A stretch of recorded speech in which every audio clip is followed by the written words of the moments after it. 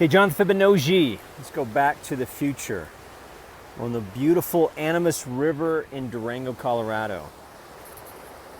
You know, I've this YouTube experiment has you know, it's been a mixture of a lot of things, and you know,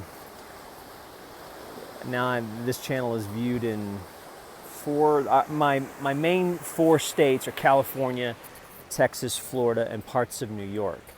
And it's been interesting how this channel has evolved, and really what the here's the word of the day, what the impetus or the inspiration of this channel was. John Fibonacci. You know, once upon a time, I was just John Spears in beautiful Austin, Texas, running a mortgage company called MyLendingPlace.com, and you know, I've said before, just that typical unconscious workaholic American dream. Let me just get the next deal. Let's get the next deal. And happiness was always the next deal. And you know, for 10 years, I kind of lived in that world. And that's such a convicting and such a, I guess, addictive world that you don't know you're in it. And there's nothing wrong with business. I love business. I loved building MyLendingPlace.com. And that's all I did, is I just worked. I went to college, Abilene Christian University. I just worked. Then eventually, you know, I decided I wanted out of a bad relationship, and then I started making choices that were better for me, and then boom, before I knew it, I had a beautiful mortgage company. I was making over $200,000 a year. Now, this is a business that I just built from nothing. It's just me and Jesus and an idea. Just maybe people will go online to find a mortgage, and maybe they'll find MyLendingPlace.com. And that was the original idea. And in fact, you know, I could tell you stories about how when I first started My Lending Place, it was really just it wasn't well received. In fact, I was in Austin, Texas, which is arguably the most high-tech cities in Texas, if there's such a thing. It's kind of an oxymoron, high-tech and Texas, but Austin is a beautiful city. It was really good to me. And I remember one day walking in with my MyLendingPlace.com business card to a builder, and he says, okay, you know what? I might send some business your way, but you got to take the .com off your card. And you know what I did? I made up some special cards, just My Lending Place, took off the .com. You know, I didn't know what I know now. But you know, that was a moment of temptation where I was tempted to kind of, you know, change my identity, change my company's name to suit somebody else's desires. I know that seems a little dramatic, but I did it.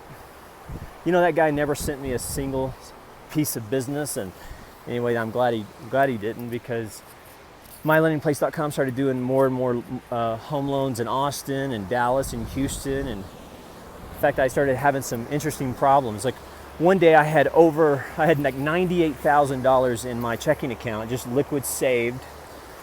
And I remember thinking, wow, the FDIC insurance only goes up to 100. Now this is before Dodd-Frank changed things. You know, just me and an idea. And then slowly I started investing in things that I really enjoyed, like day trading and a passion for the markets, and even bought a mountain bike.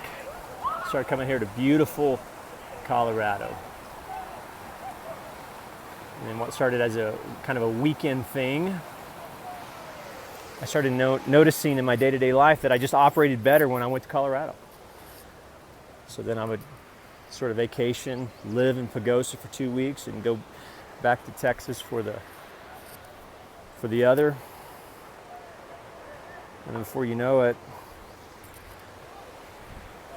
and I guess this is how consciousness works. I'm not sure how awakenings work, or how God works, or the universe works, but slowly you find happiness, and you start moving towards that which you love. And I believe that our natural state is happiness and love. And then somehow our ego manages to fuck it up. In West Texas, where I used to live, Amigos is your egos is not your amigos. Well, and then all hell broke loose. I went through that civil trial and had this really crazy idea that men deserve equity in their civil cases, and I still fight for that. And laws like Texas 2503, and man, I learned that his name is Albert Camus. You can Google him. He's a really intelligent guy. Albert Camus says, a rebel is just a man who says no. Holy shit, Mr. Camus he's no longer with us, but his brilliance remains. When you say no to any woman in a civil trial, holy shit. So I was married 11 years and my civil trial is still going on. I'm still emailing Muleshoe courts about due process and 2503, and it's amazing what it's amazing what a woman can do to a man in a civil court. There's two types of evil. There's apathy and ignorance, and most people don't care about the civil system. Most men don't. They're too busy working. That's when I started offering another crazy idea is offering kind of some legal counsel to men in Texas or wherever. And so I've been offering like a Texas divorce kit, really to just help men succeed in their civil cases. Crazy, I know.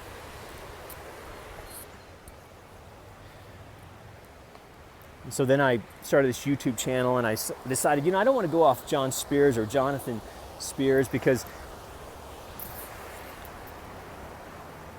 I'm going to be talking about a civil case in Muleshoe, Texas, and I don't want my kids to. So I said, what, let me just go off my trading name, Jonathan Fibonacci. And I was studying Fibonacci math and Fibonacci retracements and really studying that in the markets. And what I didn't know was happening, if I wasn't really paying attention to my heart, is I was learning to just let things go. And I was learning how to let a mortgage company go, and learning how to let success go, and learning how to let the American dream go, and learning how to even let, children go, and still remain integral to my own spirit.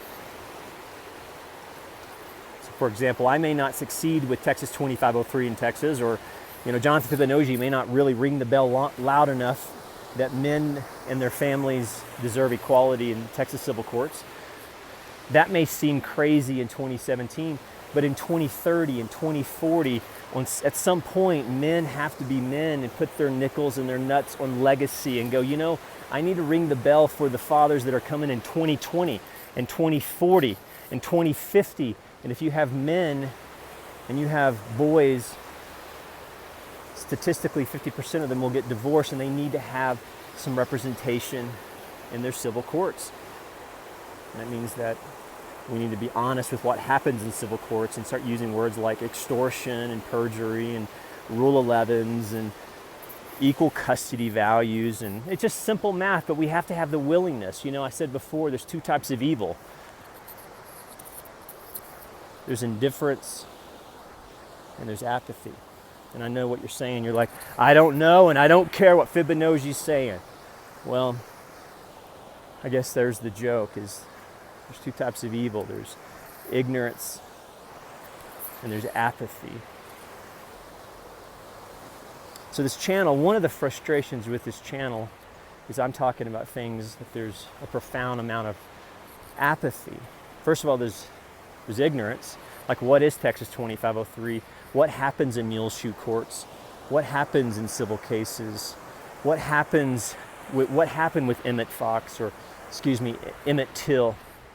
And Google that book, the blood of Emmett Till, and why that little case with that little coffin and that little casket, why that's still relevant, and that's more relevant now. And what's the next Holocaust going to really look like? And we need to study the story of Emmett Till to really understand where our legal battles are going to go in 2020 and 2030 and 2040. You're like, all right, John Fibonacci, give me your opinion. I know you got one. Where is it going to go? And I'm like, it's very simple. The Emmett Till story says a woman can say anything about a man and get by with it. The Emmett Till story is just a boy. A woman decided she wanted to say anything she wanted about a little boy. And they killed that nigga.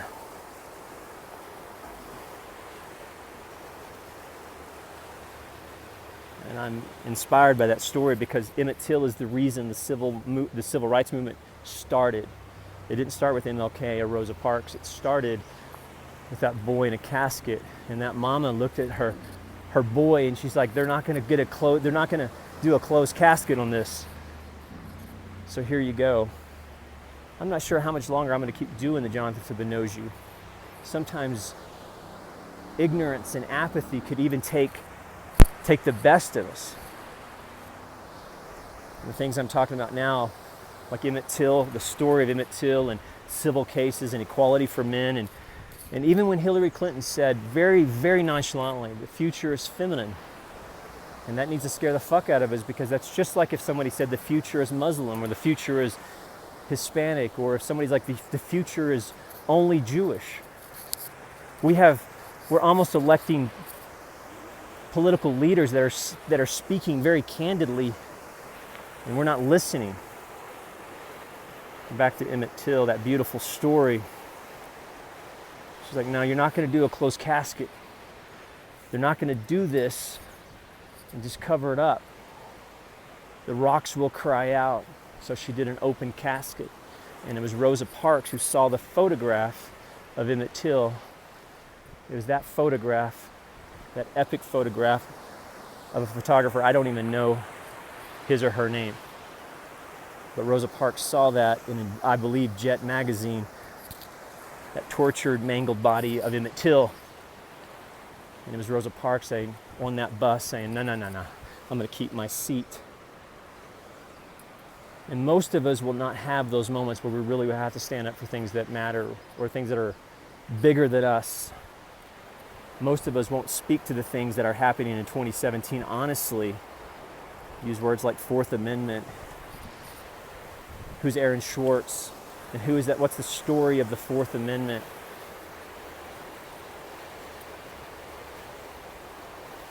And are we having a conversation about things that really matter? And that's really what this channel has been about, things that matter to me. Jonathan Fibonacci. But I heard that joke recently that there's two types of evil. There's ignorance and there's apathy. There's indifference. You may not know and you may not care, but just look at your sons and look at the date and go, wow, if we don't clean up the civil system, my boy may lose his family too. Or if we don't clean up and really start looking at our banking regulations and really what's happening really since the TARP bailout, and really look at Dodd-Frank, not just that we need to repeal it, but we need to look at the forces that put it into place. And we need to call evil, evil. Jonathan Fibonacci, I think you might need to go smoke some of that Colorado weed. And I'm like, well, first of all, it's cannabis. And second of all, that's another conversation with, let's look at just the facts and the math with pharmaceuticals, and let's look at medicinal cannabis, and let's really have an honest conversation about that. That there's people that still, even today, can go to jail for choosing medicinal therapies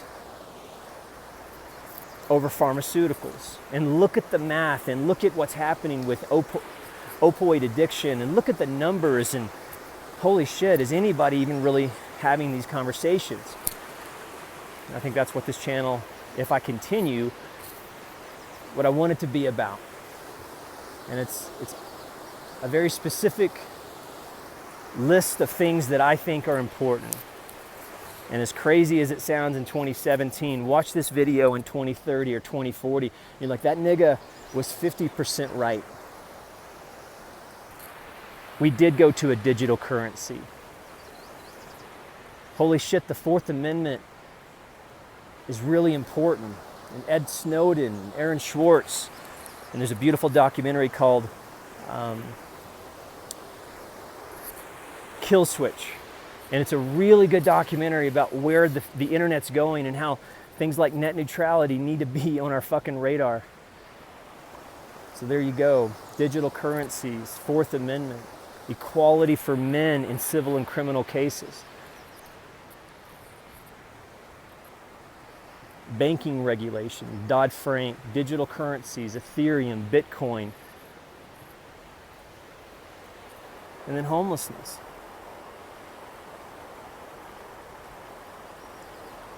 And what does homelessness look like? And are we just projecting our hatred of poverty on a class of people and calling it homelessness? Because really homelessness is about poverty. You know, even here in Colorado, beautiful, beautiful Durango, Colorado.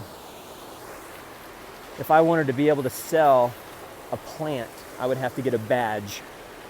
And that badge, I would have to have credit and an address and all the things that, you know, a lot of homeless men don't have.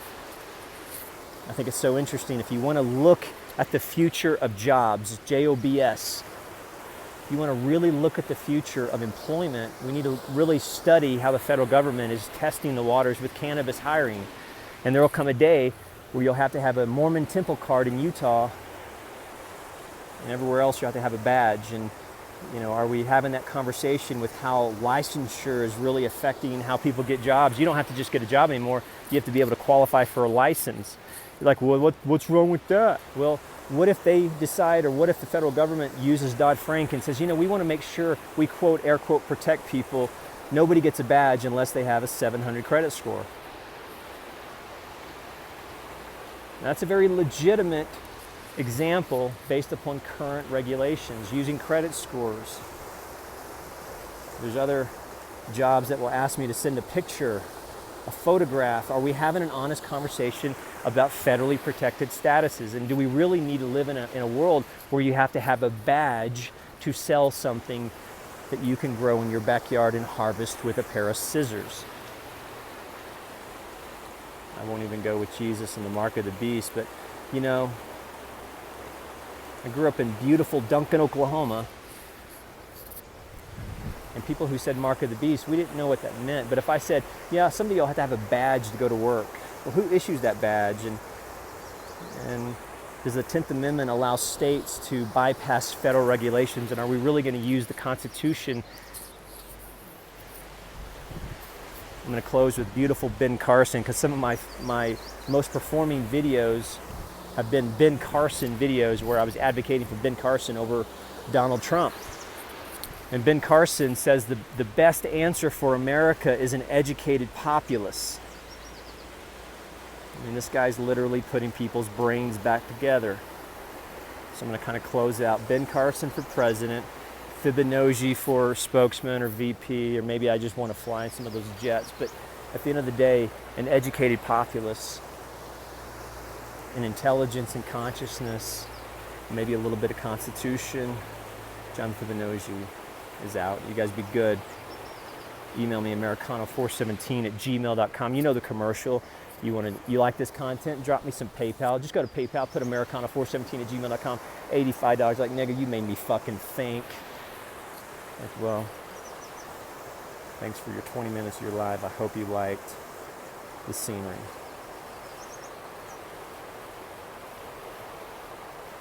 J-Bug, K-Bug, I love you.